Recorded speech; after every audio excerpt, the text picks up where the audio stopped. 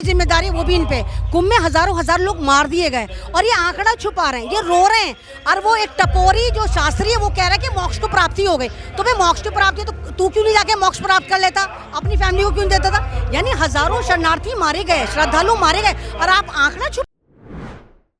महाकुंभ में मौनी अमावस्या के दौरान मची भगदड़ और उसके कारण हुई मौतों ने पूरे देश को झकझोर दिया है। लेकिन भगदड़ में मारे गए श्रद्धालुओं को लेकर धीरेन्द्र शास्त्री ने कहा कि वे मोक्ष को प्राप्त हुए हैं। उनका तर्क था कि संगम में स्नान के दौरान मृत्यु होना सौभाग्य की बात है, क्योंकि यह आत्मा की परम गति प्राप्त करने का स्थान है। उन्होंने कहा, यह महाप्रयाग है जहां मृत्यु मोक्ष के समान होती है। जो गंगा के किनारे मरते हैं वे वास्तव में मरते नहीं बल्कि मोक्ष पाते हैं। धीरेन्द्र शास्त्री के इस बयान के बाद देश में एक नया विवाद खड़ा हो गया। लोग कहने लगे कि अगर ऐसा है तो धीरेन्द्र शास्त्री और तमाम वीआईपी जिनके कारण ये भगदड़ हुई वही क्यों नहीं मोक्ष प्राप्त कर लेते। इसी कड़ी में ग्राउंड पर एक महिला ने धीरेन्द्र शास्त्री बनती रही, यमुना गंदी है, इसको लेकर लगातार बातें होती रही। कुंभ में जो कुछ हुआ उसके ऊपर क्या कुछ कहना चाहिए, क्योंकि सीएम योगी जो उत्तर प्रदेश के हैं वो दिल्ली में घूम रहे थे। देखिए, वो जमुना गंदी है उसके लिए भी ये जिम्मेदार हैं और कुंभ की जिम्मेदारी वो भी इन पे।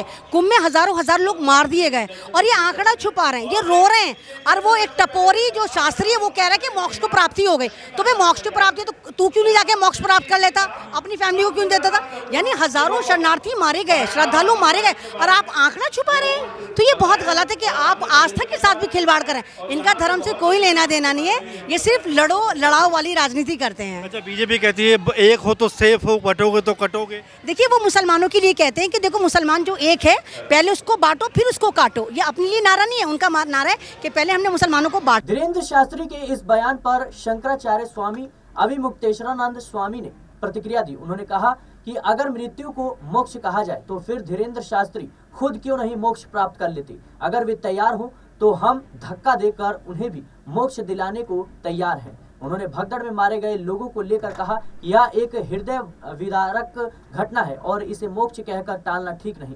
शंकराचार्य ने तीखे शब्दों में कहा कि कुचलकर और दम घुटकर मरने वाले निर्दोष श्रद्धालुओं की मृत्यु को मोक्ष बताना असंवेदनशीलता की पराकाष्ठा है। फिलहाल इस मुद्दे को लेकर आपकी क्या राय है हमें कमेंट बॉक्स में जरूर बताएं। देश और दुनिया की तमाम खबरों के लिए बने रहें नेक्स्ट 9 न्यूज़ के साथ।